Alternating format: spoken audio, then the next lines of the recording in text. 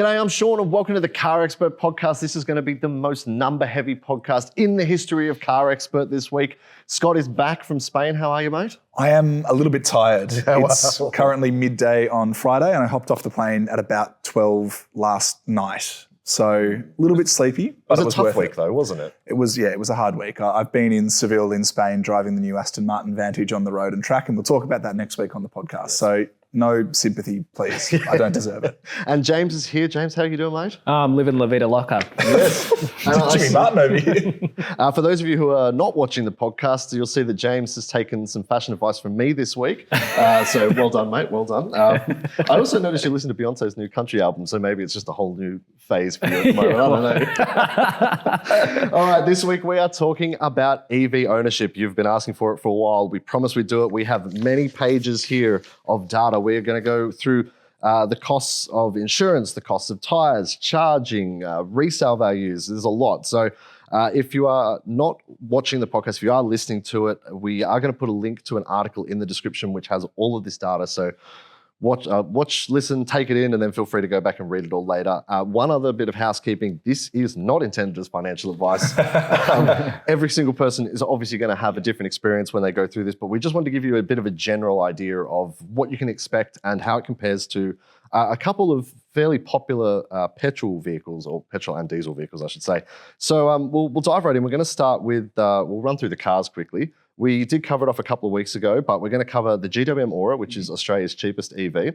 Unless you want the GT, then it's not really cheap.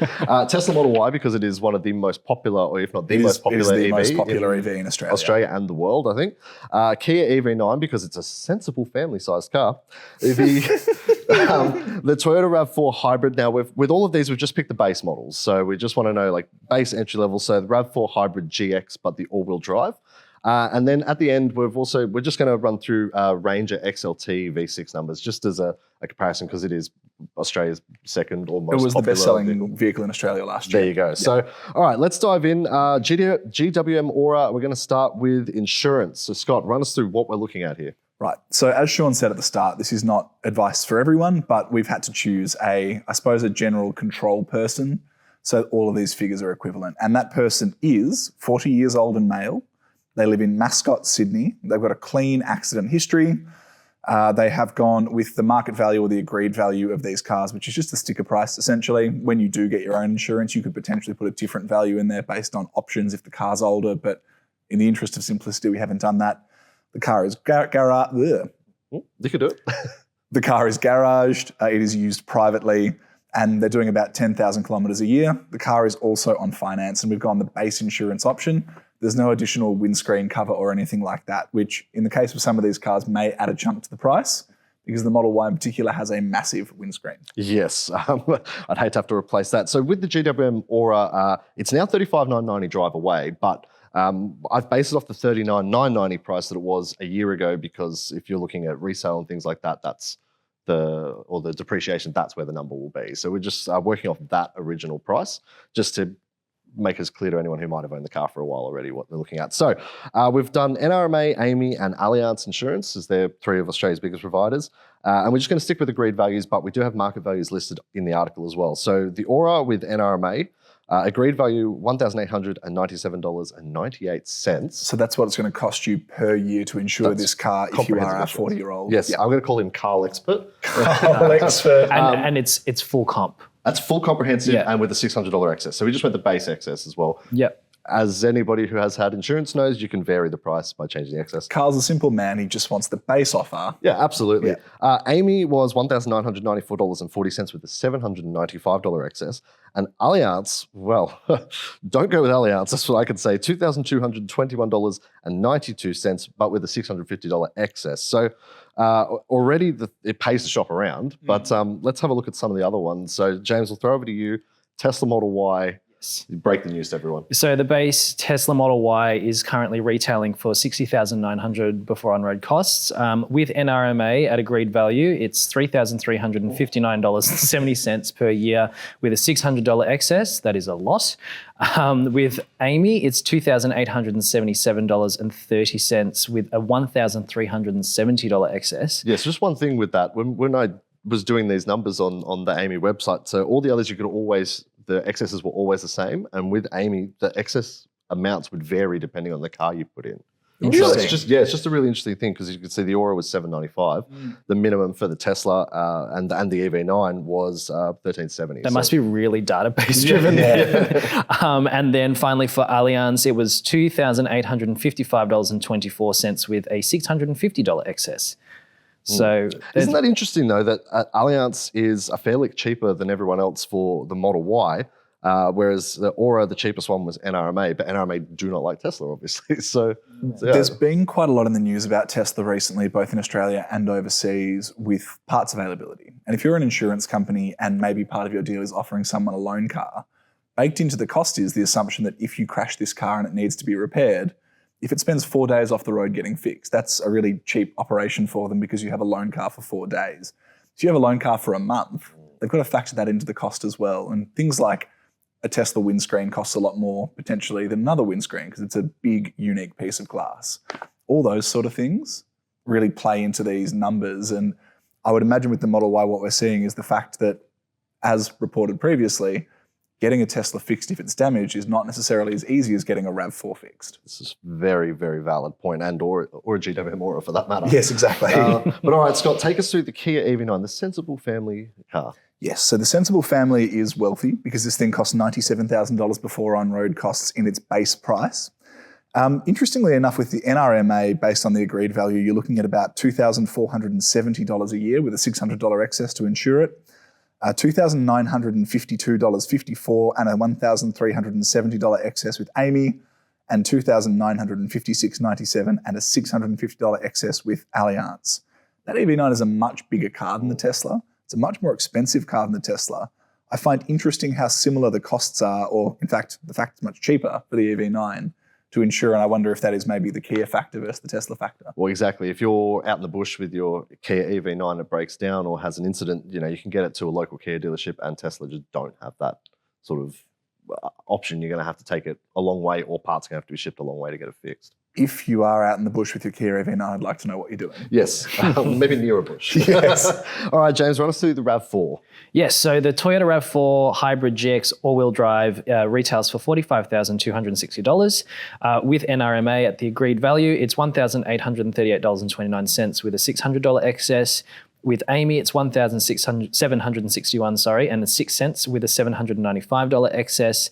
And then with Allianz, it's $2,131.45 with a $650 excess. The funny thing with Allianz, and I've noted on the script here, the minimum you could agree to was $47,700. That was the minimum agreed value that they would do, which is... It's baking in the fact that they're likely to be flogged very shortly after due to high demand. Yes. Yeah. Very true. So, yeah. We are going to talk about depreciation down the track on this, but it is worth noting on the insurance front. I find interesting the idea of an agreed value versus a market value on your Model Y. If I'd paid, and Tesla dropped the prices on the Model Y last month by, I believe, up to about $7.5 or even $9,000, depending on when you bought it and then which price drop you bought after. If you were going on market value for that vehicle, there is a possibility that 6 weeks after you crashed that car, 6 weeks after you bought that car, if you had an accident, even though you paid $70,000 for it, because a brand new identical car is now $60,000, your market value is markedly different. It is worth, just like we talk about with guaranteed future value, considering that with a brand like Tesla, if the pricing is volatile, check out the policy on your insurance provider for market value. And it may be worth locking in an agreed value rather than going the market value, given that is quite volatile. Absolutely. One thing with the Model Y, we are going to talk to Paul a little bit later, who has been a Model Y owner. He's going to run us through his ownership experience. He bought it the first day it came out, and he's in that boat right now, I think. Okay, so insurance. I think the biggest thing is it pays to shop around. These are just three of the big ones. There are dozens of insurance companies out there, mostly underwritten by these three anyway.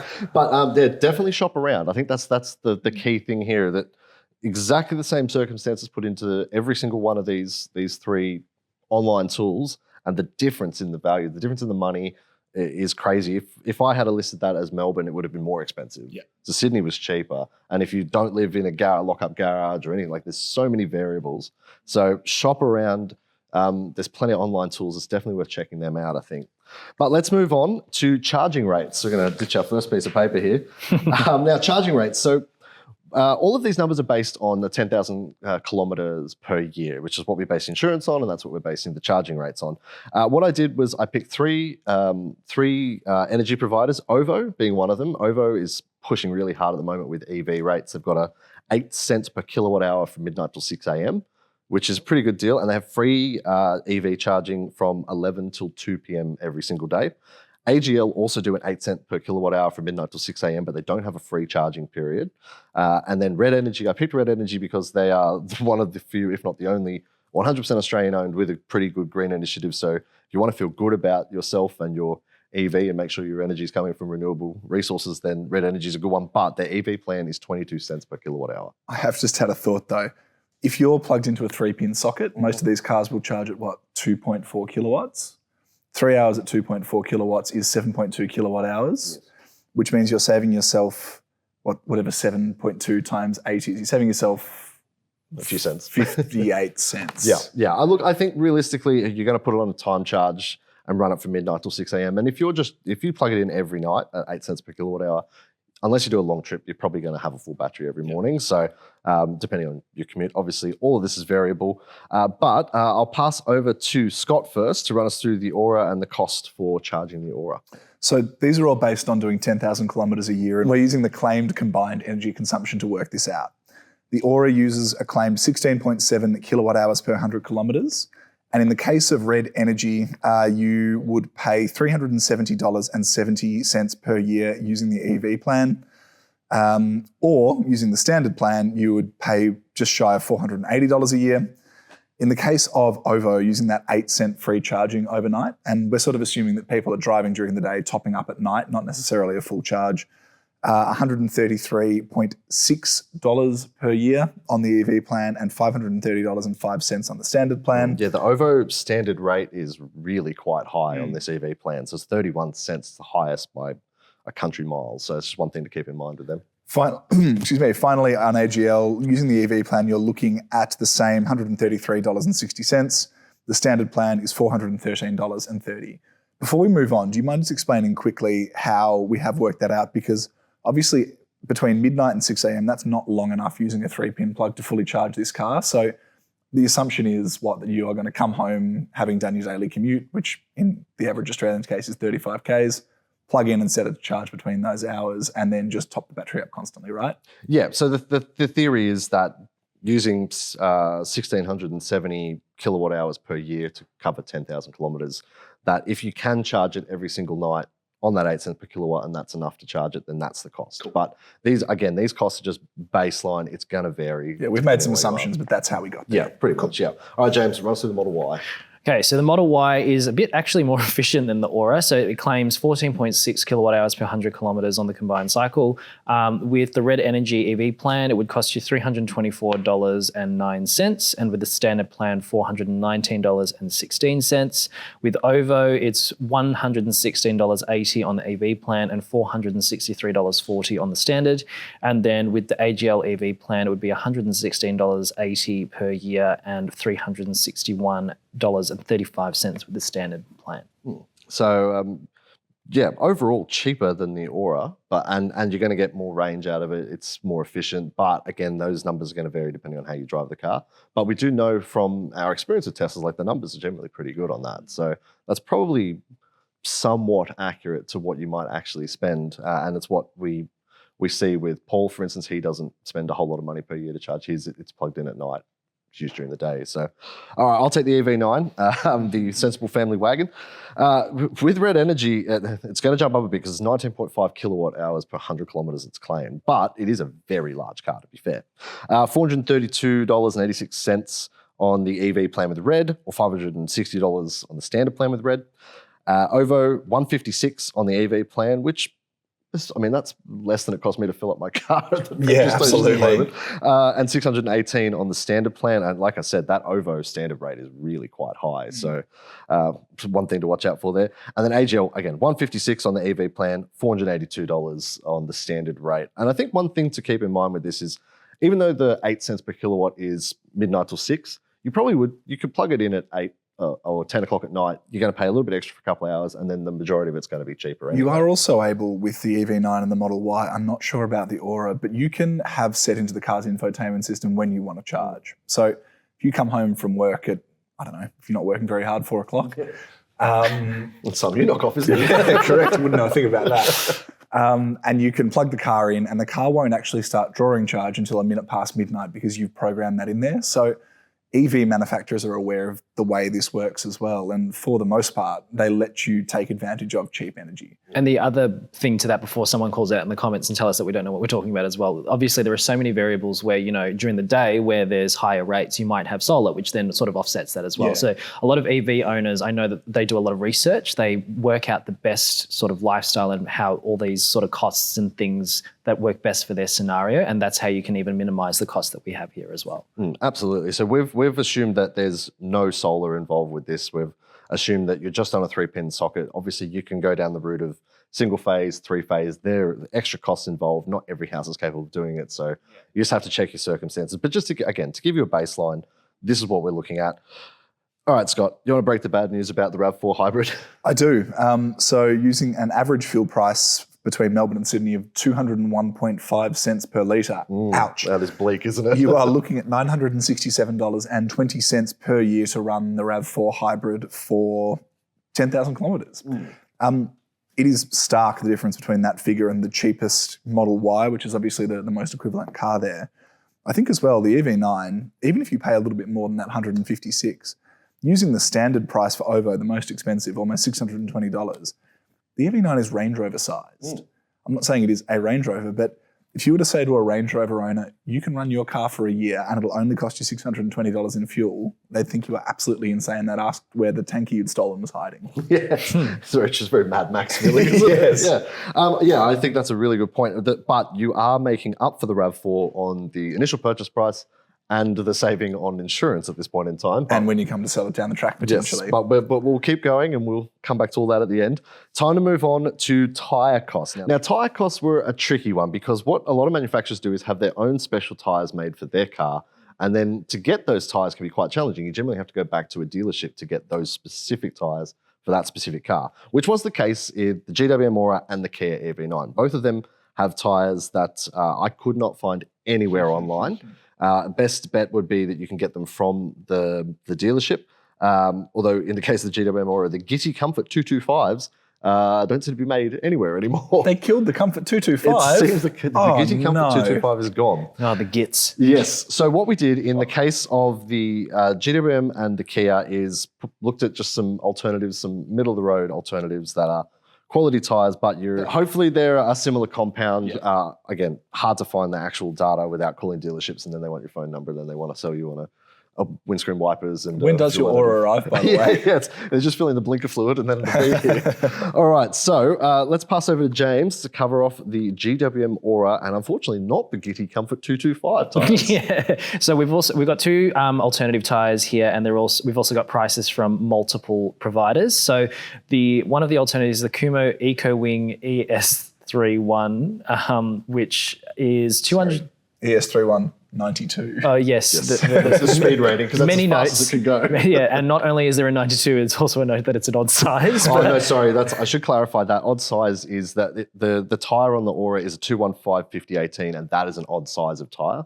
So it's actually really hard to find that size of tyre. So not only is the factory tyre not available to anyone, it's also got a funny size shoe. Yes, very much so. Please carry on. Yes, so at Bob Jane, these tyres will cost you $241 each. Jax does not seem to provide them, and SCA, and is it Tyruller? Tyruller. Tyruller, okay, and it's $193 at Tyruller plus fitting. And then we've also got the Pirelli Power G in the same measurements, which is a little bit more expensive. It's $303 at Bob Jane, $295 at Jax, and $242 plus fitting at Tyruller. Yeah, so if you want to enter a Grand Prix with your GWM Ora and you need Pirelli rubber, that is the one to get. All right, Scott, Model Y was a bit easier to find the pricing on, so take us through that. It was. Just quickly, if GWM does want to enter the Grand Prix with an Ora, I would use the GT, and they're probably going to be quicker than Alpine, straight up. Oh, that's mean. So the Tesla Model Y, these naming departments need help. Yeah. Rides as standard on the Hankook Ventus S1 Evo 3 EV in a 255/45 19-inch wheel. Just to be clear, 255 is the width of the tyre, 45 is the height of the sidewall, and then R19 is the size of the wheel it goes on. At Bob Jane, you're looking at $640 a pop. That stings. At Jack's, you're looking at $505 a pop, and at SCA/Tyrula, you're looking at $455 plus fitting. A note on these tyres, we, in a previous life, ran a Kona Hyundai, I am tired, a Hyundai Kona EV, the first generation, as a long-termer, and it came as standard on some Michelin Eco Comfort tyres, and they were really brittle. Like, you put your foot down in the car, it just spin its wheels basically because they were low rolling resistance. We swapped it for a set of Pilot Sports, and it fundamentally changed how the car performed. It had a ton of grip, it handled really nicely, but it would occasionally, because of how the motors on that first gen Kona worked, just sort of get a bit of torque steer and then grip up in a weird direction. Oh, that's a bit scary. It's always worth chatting to where you're getting your tyres fitted if you are going for a non-standard option, because even though the idea of a grippier tyre sounds like fun, in the case of an EV, it might damage your range and might not necessarily play nice with the way the car delivers its torque. Yeah, so all the non-OEM tyres listed here are eco-friendly or EV-related tyres, but again, like, these car manufacturers spend millions and millions of dollars testing and developing the car on a specific set of tyres so that it's the optimum. So in the case of an EV, it's the best economy, the best range. A sports car is the best handling, the best grip. So, it's important to, if you do change it, like Scott said, check that what you're putting on is actually compatible with the car. This coming from a man who's got linglongs on his Ford They're XR8. Opals, okay. They're Opals. They came with the wheels I bought. All right, EV9. So they, again, talking about weird names, the Nexon Nfera Sport SUV EV XL113V. They're 255/60 19-inch tyres. Can't find them in Australia. They're possibly through the Kia dealerships, but Nexon seems really hard to find in general in Australia. So what I did was I looked at the Kumo Krugen HP 71s.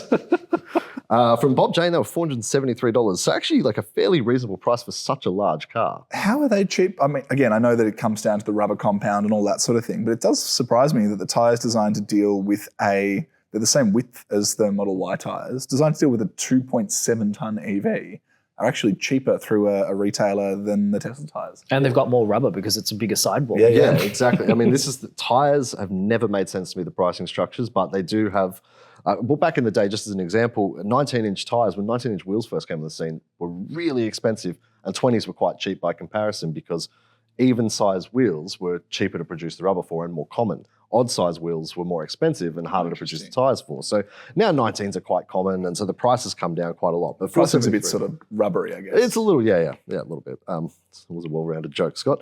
And from they didn't have them at Jack's, but from Tyrula they were $357. That was from Tyre Sales. Tyrula didn't stock them, so from Tyre Sales $357 plus fitting.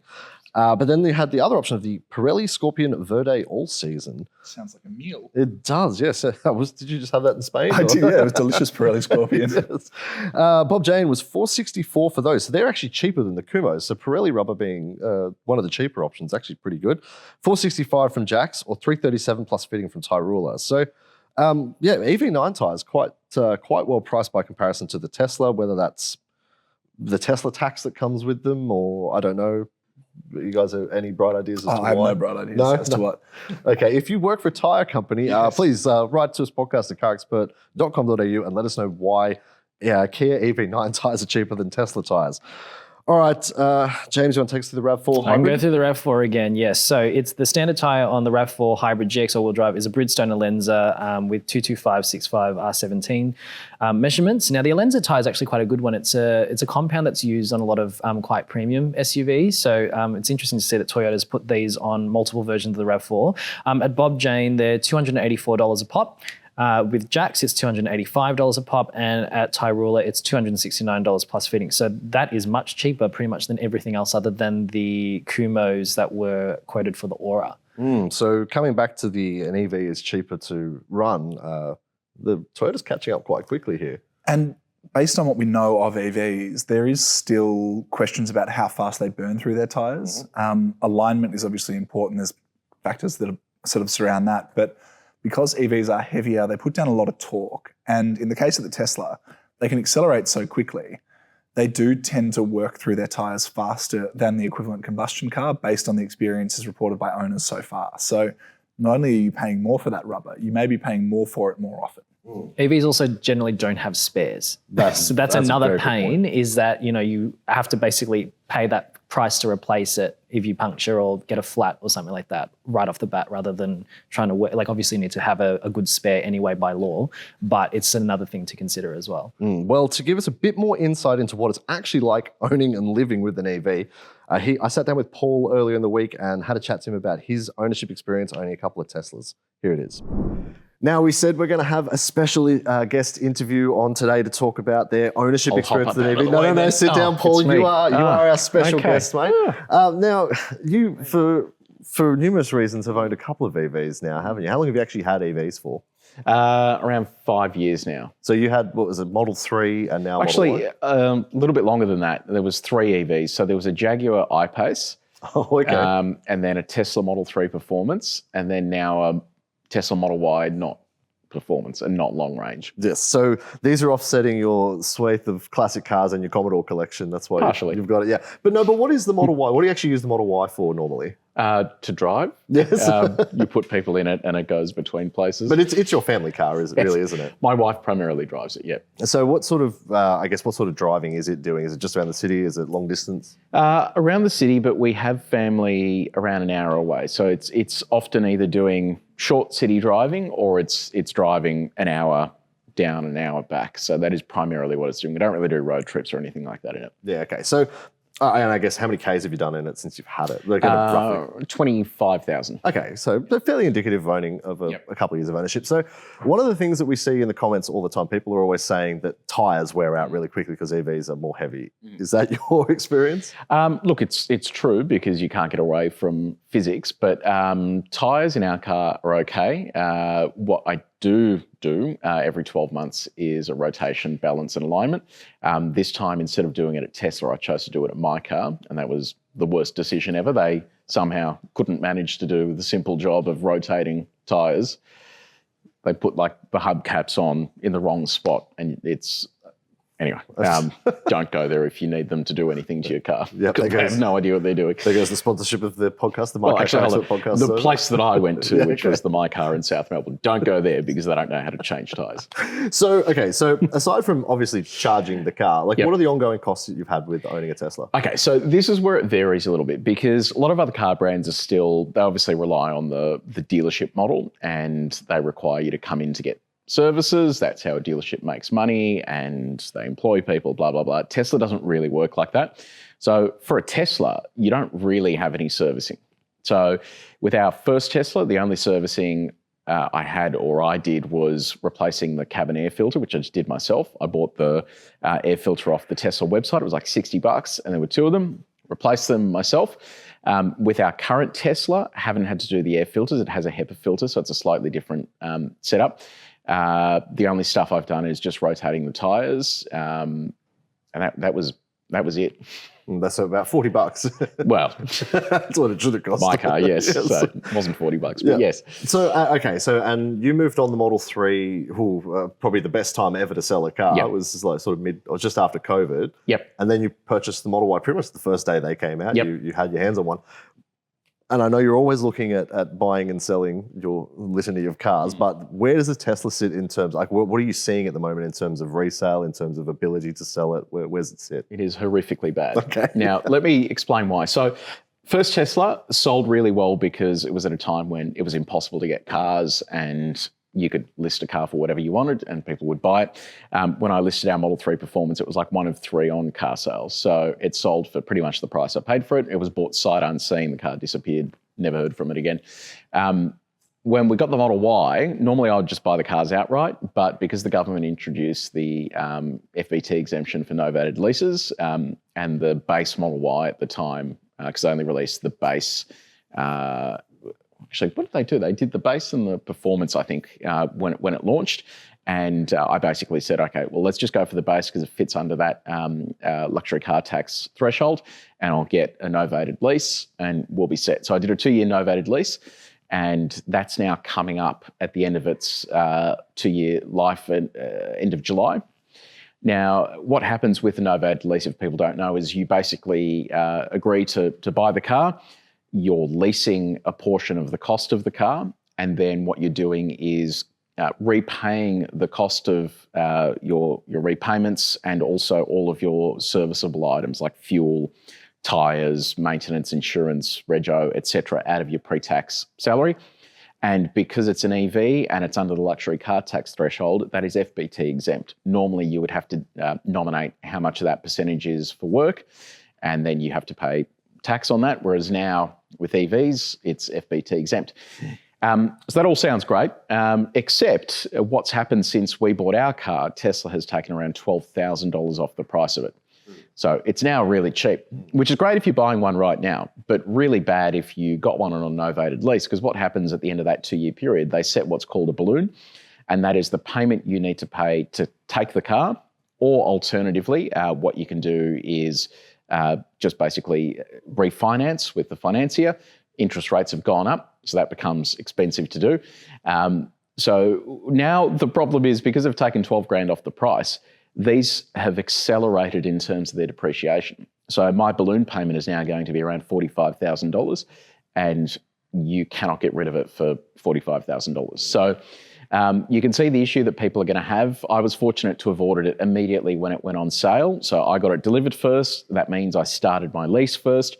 If you were 6 months later, or if you're on a 3-year lease, you are going to be in for a world of pain when it comes time to paying out your vehicle, because what's going to happen now is everyone's gone and bought brand new ones, because why would you buy a second-hand one? And when it comes time to sell these, people are going to find that they can't sell them, and that it will be a fire sale. They'll just be getting rid of as many as they can. So it's not a unique issue to Tesla. We've seen with more premium brands that resale values are bad on electric vehicles, but Tesla has well and truly taken the cake by stuffing around with the prices constantly. So not a good idea to lease a Tesla is my advice. Yeah, now just on that balloon payment, that's predetermined at the start of the lease, isn't it? So it's not something that comes up. It's like almost a guaranteed future value type deal. But at the time, it was fine. 42, 45 grand or whatever it is. The car was $70-something thousand on the road.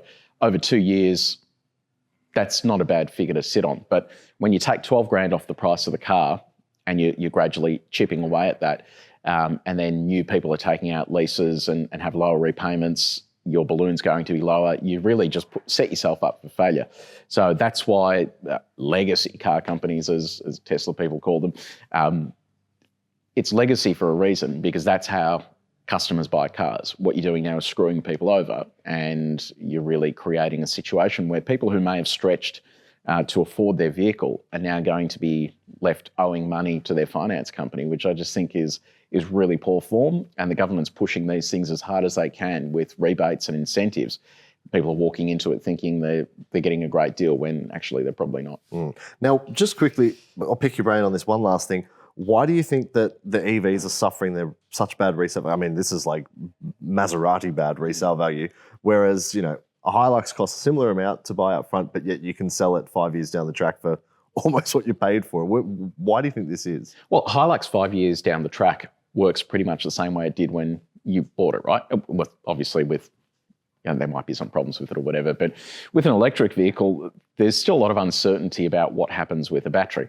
The other problem is as well that battery technology is evolving constantly. So this is why I don't recommend anyone buys an EV that's older than 2 years old, because you're going to end up with an unknown quantity. You might have battery tech advance so fast that all of a sudden you've got a battery that does 400 Ks of driving, but new ones do 800, and they're cheaper. The secondary issue is that you've got brands like Tesla competing with the Chinese, where they also build their cars to basically fight on price. When you fight on price, you end up screwing the customer with resale, because you're just constantly pushing it down and down. So I think that with the legacy car companies, they're keeping prices fairly similar and only changing them if required. But it's when you have a race to the bottom, the person that loses is the customer. All right. Well, thank you very much for coming and sitting down with us, Paul. And hopefully that's enlightened some of you that were considering it or currently do own it and are thinking of moving on your EV. Thanks, mate. All right, so there you go. So Paul has probably spoiled some things that are going to come later on in the podcast here when we talk about depreciation and stuff, but it gives you a bit of an idea of what it's actually like living with and owning an EV. Of course, he offsets his EV ownership by having a Humvee and a Raptor. So, it's, I guess, what they say, a balanced diet is what you need to live a long life. He's buying those climate credits from somewhere. He always ticks the carbon credits when he flies on Qantas. So. All right, it's time to talk about servicing now. This is where it gets finicky. And I guess a little bit confusing almost, but I'll pass over to Scott to talk about the Ora. So the Ora is cheap to service, $99 per year for the first 5 years, and maintenance is required every 12 months or 15,000 kilometres. Based on what we're talking about, 10,000 Ks a year, you are looking at an annual trip back to your GWM dealer. If you're looking at an equivalent small car, you're going to be paying more than that. I can guarantee you. Even a Toyota Yaris Hybrid is more expensive to service. Yeah, so the things that we're probably looking at in terms of servicing on a GWM or any of these electric cars is really just a spanner check across the car. They're going to be, it's $99 mostly for labour. There's not much to do. There's no oil to change. In the first year of servicing, you're probably not changing your brakes. You're probably not doing brake fluid or anything like that. So you're really just double checking everything on the car as it should be. And probably checking the software is as it should be. Air conditioning filters, that sort of thing, if required. But yeah, they would be looking at any software updates and also any active recalls on the car, which is across every vehicle. It's not just electric cars, but as a general rule, when a dealer does get a car back in for service, they'll run it through the recall checker to make sure there's nothing outstanding. And if there is, they'll carry out that work as well. So as Paul just alluded to, Tesla don't actually have a service structure or schedule per se. They sort of do, but they don't. But James is going to run us through what Tesla actually list as being required for service. Yeah, so while Tesla doesn't list pricing, they recommend a brake fluid check, an AC filter every 2 years, so both of those every 2 years, a HEPA filter replacement every 3 years, and an AC service every 4 years, but there's no pricing attached to any of those. And it's more of a recommendation, right? Like it doesn't actually say whether it needs to be done everything, because most Tesla owners that I speak to, they're like, oh, I don't have to do anything. Yeah, I mean, and if your car's parked in a hermetically sealed chamber for 3 years, you probably don't need to replace it. Or in one of those little bubbles. Yeah, for the exactly. car. So that's one of the things. But obviously, if you're driving it a lot, you're doing a lot of miles, then the filters are going to have to get changed more often. But Tesla don't list pricing. It's very hard to find out. And Paul hasn't actually done that. All he did was get a tire rotation done. So that's something you should do probably every year, depending on the kilometers you do, is a regular tire rotation. So you can get that done at a dealer. Scott, run us through the EV9. So Kia, being an older school car company than Tesla, has a more old school approach to this. You are looking at prepaid service plans with Kia. You can pay for them as you go, but as is the case with most brands, if you prepay, you can bundle the cost of servicing into your finance, which is a pretty attractive way to do it. For a 3-year service plan, that's maintenance every 12 months or 15,000 Ks, you're looking at $706, so $230 something a year. For a 5-year plan, you're looking at $1,351, and for a 7-year plan, you're looking at $1,997. That is obviously more expensive than the Ora over the equivalent periods of time. It is worth bearing in mind the EV9 is a bigger, heavier car and may have more service requirements. It is also worth bearing in mind maybe just Kia has seen an opportunity to make some money from EV9 owners here. And even though it's still not the most expensive EV out there to service, is, I suppose, using servicing in the way that it has previously been used, which is as a profit opportunity.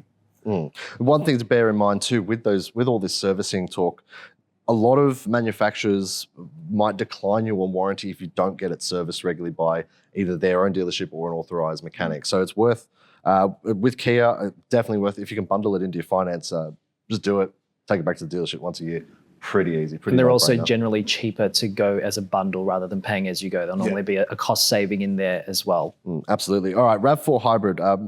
I'll take it because we've made James do the round a couple of times now. Look, 12-month, 15,000 K services. I think all Toyotas are that anyway. So that's not the heavy duty stuff. So Hiluxes, Prados, they're 6 months, 10,000 kilometers. Yeah. But all your passenger vehicles, if you've owned a passenger vehicle with Toyota, you know the drill. Cap price servicing, $230 per service, which is pretty good. I think that's a pretty reasonable price considering every service you're going to do an oil and filter. You're probably going to do an air filter once every year or two. You're going to do brake fluid. So it's just capped. That is the price. brake pads, ancillaries, they're going to be extra. But yeah, I think it's pretty reasonable price. Toyota will also extend your driveline warranty and battery warranty to, I think, 8 years if you satisfy the service schedule at your Toyota dealership for that period as well. There you go. So not a bad deal. Going to a dealer is not the worst option in the world, especially with all the cap price servicing. And I think almost everyone does that these days. It's a good reason for car makers to get people back to dealers. And obviously dealers want those customers coming through. But it's also a win for consumers who just want to know what they're going to spend. And one of the things with buying a car is always you pay the price and then you don't know what you're paying going forward. Having some clarity around what it's going to cost you to maintain that car over 5 years is obviously really valuable. All right, it is time to talk resale. This is the hardest topic to cover because these cars are quite new and there's very little data. The problem with looking at a 5-year-old EV or a 10-year-old EV and looking at what their resale is that the technology has changed and improved so much since then that you're no longer comparing apples to apples or even apples to coconuts at that point in time because you're looking at a dinosaur versus a computer. So we've just taken most of these values based off what Redbook's algorithm comes up with, and I think they pull a lot of their data there from actual car sales data, isn't it? I believe so, yeah. Redbook is an industry pricing guide that we use for data and that sort of thing. It's essentially just a good place for a number that is consistently calculated. And where it's available, like for example with the Ora, there are no used cars. There's plenty of dealer used, but no privately used cars listed. But where we could, we pulled the data from the used car listings on car sales as well.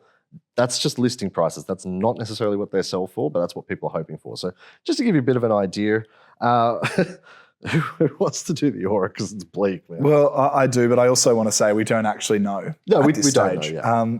According to Redbook, you'll lose 43.4% of the car's value in the first year. Which is equivalent to, based on that Ora being $39,990 a year ago, that's about $22,000. We don't know enough yet to know if that's correct, but it is a significant loss. If it is correct, I would imagine factoring into that is GWM as a brand's history, and a lot of its older cars depreciated quite quickly because they were cheap to start with and also didn't have the reputation. Whether that's still the case, I don't know, because the new products are obviously much stronger. There is also obviously a question around, well, if it loses that much in the first year, how much in the second year? The price has recently been cut. That number has been calculated the same way as the others. I would be saying we just don't know enough to give you one there. Yeah, look, just if you're going to sell your GWM Ora, just list it at a price that you're hopeful for and be prepared to buy And then let us know what you sold it for so we can do this next time. Yes. One thing I did see, the GWM Ora GT, which has just come out recently, one dealer was optimistically listing a dealer demo for $56,000. So, oh, wow. Yeah, that was a bold statement they were making. All right, James, you want to do Model Y for us? Yes, so there's a couple of caveats with this one as well, because the purchase price now is $60,900, but we're calculating the values based on the MY23 purchase price of $69,300. So according to Redbook, the MY23 Model Y base model will have a minimum trade price of about $400. Great deal. I'd be saying go out and buy one now. $46,150 to a maximum of $57,700, and that's minimum trade versus maximum private values. So that's a loss of about 25% per year. And then based on used car listings on car sales, the lowest versus highest used listing was between $58,300 and $72,900, which is wild to me. I couldn't figure that out because I looked through a bunch of those listings, couldn't see any like special options or anything like that. Elon Musk tweeted from the backseat of that one. That's why it's worth more. But no, as Paul just spoke about, he's had his car for 2 years, looking at getting rid of it, and the value of it is worth less than the balloon payment he owes on it. So I mean, this is the challenge because the market is so flooded now with all those people that bought it and tried to sell them, and now there's steady supply. It is that 25%. I have showed him these numbers. He was like, "Yeah, that seems about right," which is kind of bleak. So if you can hang on to your Model Y for a little bit, maybe do it. I'm not saying it's going to go up, but it's pretty bad already. You may as well get the most use out of it you can. There are also people who, when the Model Y first came out in Australia, bought some of the first cars, then listed them for huge markups because obviously there was a long wait before the car actually hit our shores.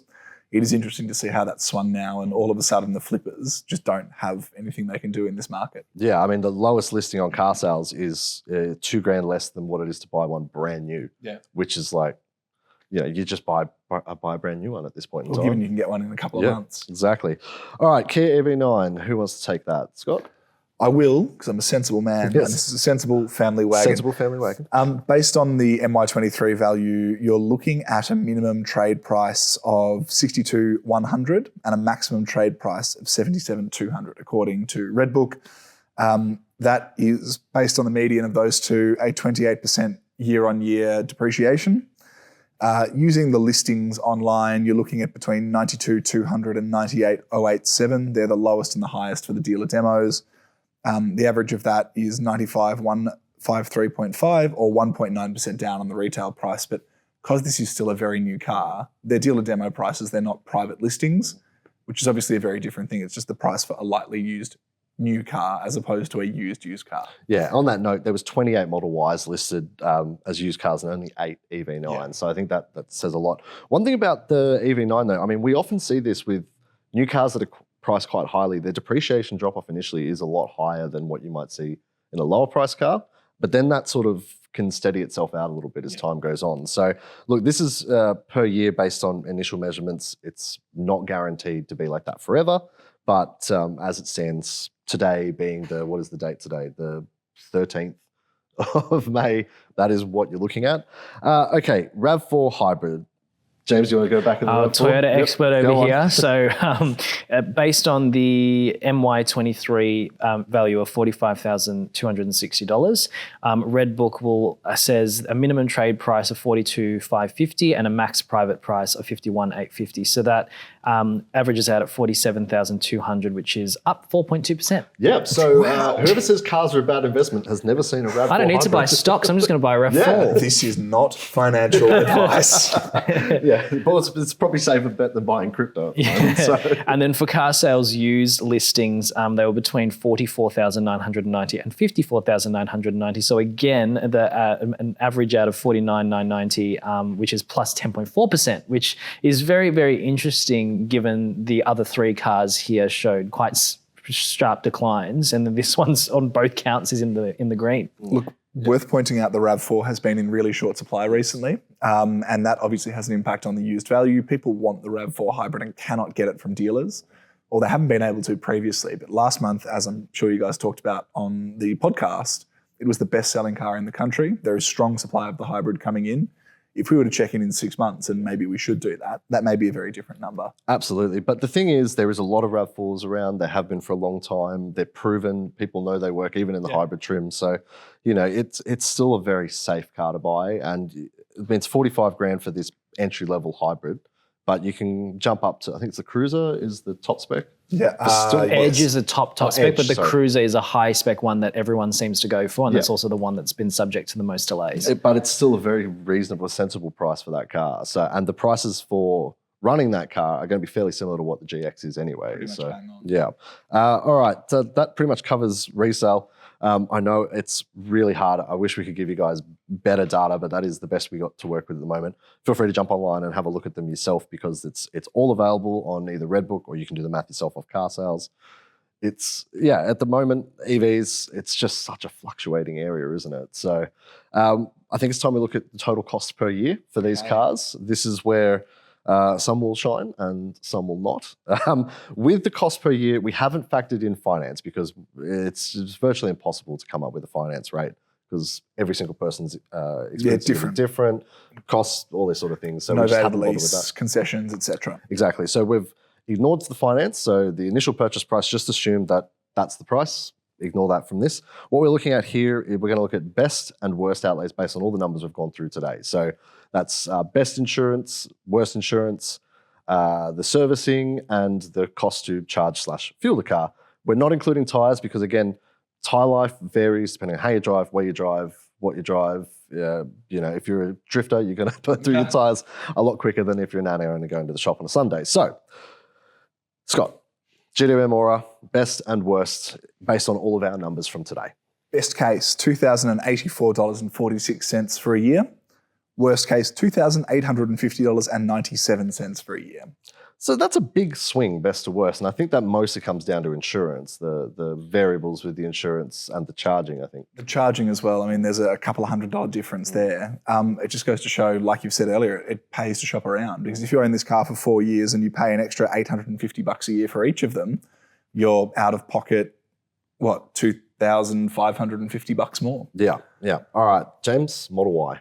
So Model Y, the best case outlay is $2,972.04 for a year, and then the worst is $3,856.42. So another really big swing there as well. And insurance was a big one on that, but the biggest thing with that is any servicing is going to be a cost on top of that. Because they don't list that, we couldn't include that in here. So if you go and get the tyres rotated, or you have to get Fluid checks. yeah, anything like that, that price is going to go up quite a lot more. So keep that in mind. All right, I'll do the EV9 and then Scott can do the Rav4. I don't want to leave James. EV9, the sensible family wagon, priced at a low price of $97,000 before on-road costs. Price is right over here. Yes. Look, running cost is actually pretty good compared to the Tesla. $2,895.51 is the best case scenario for that. As we saw, the insurance was a lot less for that, which we think is probably the key effect. Service being capped price. I based this price on the 5-year plan, which I think is probably the most sensible. So yeah, maintenance is included in this price. Yes, absolutely. So the thing with that is, if you do a 3-year plan, it will actually cost you less per year than if you do a 5-year plan. But that would just come down to what service items are done as you go along. Worst case for the EV9, $3,966.08. It is a big car. It's got a big battery. It takes a lot to charge it. So that's where your cost is going to increase there. So look, EV9 Model Y, fairly close. It's that 30, 40 odd grand initial purchase price is probably going to be where it sways, and how many children you have to fit in the back of it. But how much does a Rav4, this is the one, drum roll everybody, does the Rav4 cost $1 million more than an EV to run, like a lot of people think? Best case scenario, it is the second most expensive car here. That is $2,958.26. So it's slightly cheaper than the Model Y. A lot of that down to insurance. Worst case, you're looking at $33,2965. So that actually is cheaper than both the Model Y and the EV9. Part of that is down to the fact we have a lot more data on the RAV4, but also part of it's down to the fact that it is the cheapest here to insure and look after on that front. Mm-hmm. Interestingly enough, and this is an aside to the RAV4, if you were looking at the cost of a Volkswagen Polo, a Volkswagen Tiguan, and then a Volkswagen Touareg, for example, equivalent with any brand, the jump from running a Polo with the fuel costs to the Tiguan with the fuel cost to the Touareg with the fuel cost, along with the way the insurance ramps is quite linear. So you might look at $2,000, $3,000, $4,000 as random numbers. It's very flat, this running cost for the EVs. And that's partly down to the fact the Model Y is very efficient on energy. But it is also interesting, you remove the service costs from generally bigger, more complicated engines and the wear and tear that a big, heavy car has on internal combustion usage, and you do sort of cut a lot of that variance out. It is interesting. Just for fun, I added up all the costs of a Ford Ranger XLT V6. You have a weird idea of fun. Yes. Well, you know, if we've got to do what we've got to do. You would think that would cost a lot more to own and run. You would be wrong and you would be right, because it's about $69,000 outlay for the XLT V6. Best case scenario to run it for the year, $3,894, and worst case, $4,422. So look, it is a much bigger car that is built for a very specific purpose, but it is not that much more expensive in the grand scheme of things than what these ones are. And in terms of pricing, it's fairly close to the Model Y. So look, I think the biggest thing that I've learnt today is you've got to shop around. That is the only way to get good value on any of this data or any of these numbers, is to shop. Don't just buy the first one you see. That is a risky move. But let's pass over to you guys. What are your guys' takeaway? James, I'll start with you. What's your biggest takeaway from this today? I was honestly expecting a lot more variance. And it's very interesting, even when you look between, the combustion-powered or hybrid-powered RAV4 and the others. The cost per year not being too different is one thing, but then you also factor in the fact that these cars are all very different price points. And I think there is some sort of illusion that EVs are free to run. That was something that was sold as part of the pitch for electrification a really long time ago. And so as you can see here, this is obviously, without all of the other concessions in place that you can save some money. It's really not that different. And you're also paying generally a more expensive car like for like. So I think that this sort of debunks that myth that as a baseline that EVs are miraculously cheaper to run per year than an equivalent hybrid or combustion powered vehicle. So that was something that was a really interesting takeaway for me. What about you, Scott? Look, for me, I'm actually worried about the depreciation side of things. We've talked about that on the podcast before, but the volatility of the price of EVs like the Model Y, and also, I suppose, the fact there is an unknown, I completely understand why you would buy an electric car, and I really enjoy driving the cars that we've talked about today. The Model Y in particular is just an excellent thing to drive. But I know that if it were my money on the line, I would be concerned about in 3 or 5 years' time what my car's worth with the advances that are being made in battery tech. And I think if we were to sit down and do this in 12 months with more data and 2 years with more data, we'll have a better idea of how that looks. So something we can look forward to coming back to. Look, if you're not CarExpert and you have a different experience with EVs, do leave a comment and let us know, because we're curious to grow this data set, get an understanding from people who are actually living with these. I mean, these numbers are all great, but they're all theoretical at the end of the day. And what people are actually dealing with day to day, I think that's the important stuff. That's what we need to know. And that data doesn't really exist yet, but you guys have it. So leave a comment, let us know what it actually costs you, how similar it is to this, how different, what did we get right, what did we get wrong? I'm sure we got a lot wrong, but it's a good jumping off point. And if you're on the verge of buying an EV, hopefully this has helped you a little bit with that, because there's a lot of numbers, but it is important to go through all this stuff and really weigh up what is right for you, your family, your household, what you do day to day with a car. It's worth checking all this stuff out. We do have a link in the description that takes you to an article with all of these numbers. You can feast your eyes on them. Eyes will end up as bloodshot as mine were after just putting together all this. But look, it's an interesting read. It's definitely eye-opening for me. But it wouldn't be a Car Expert podcast if we didn't do our picks of the week. So we're going to wrap it up with that.